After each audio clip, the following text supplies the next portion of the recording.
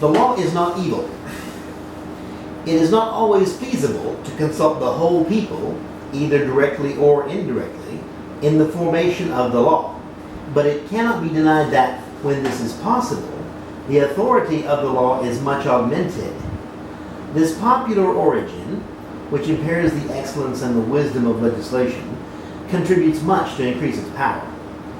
There is an amazing strength in the expression of the will of a whole people.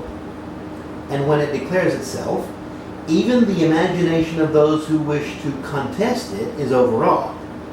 The truth of this fact is well known by parties, and they consequently strive to make out a majority whenever they can.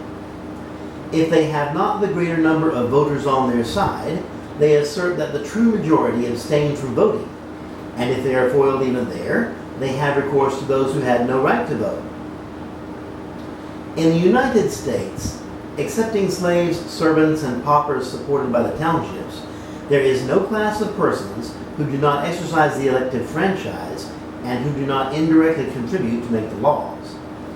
Those who wish to attack the laws must consequently either change the opinion of the nation or trample upon its decision.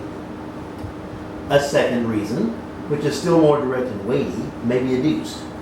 In the United States, everyone is personally interested in enforcing the obedience of the whole community to the law, for as the minority may shortly rally the majority to its principles, it is interested in professing that respect for the decrees of the legislator, which it may soon have occasion to claim for its own.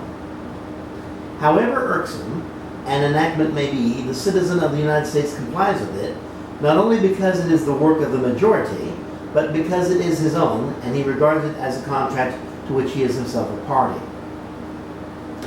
In the United States, then, that numerous and turbulent multitude does not exist who, regarding the law as their natural enemy, look upon it with fear and distrust.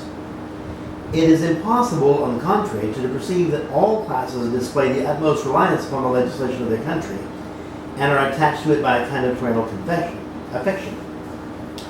I am wrong, however, in saying all classes, for as in America the European scale of authority is inverted, the wealthy are there placed in a position analogous to that of the poor in the Old World, and it is the opulent classes who frequently look upon the law with suspicion.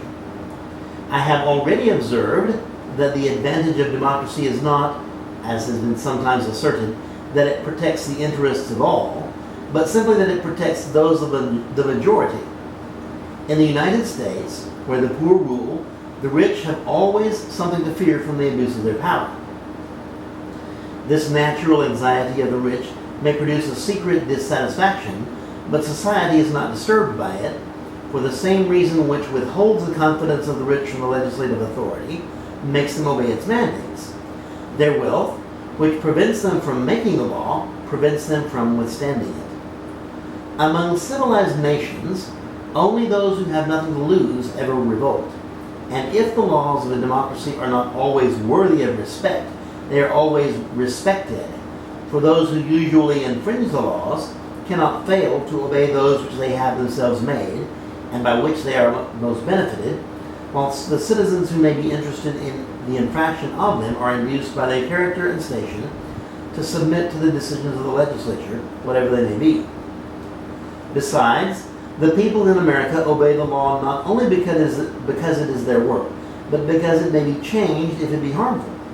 If a law is felt to be evil, it is observed to be evil first because it is a self-imposed evil, and secondly, it is an evil of transient duration.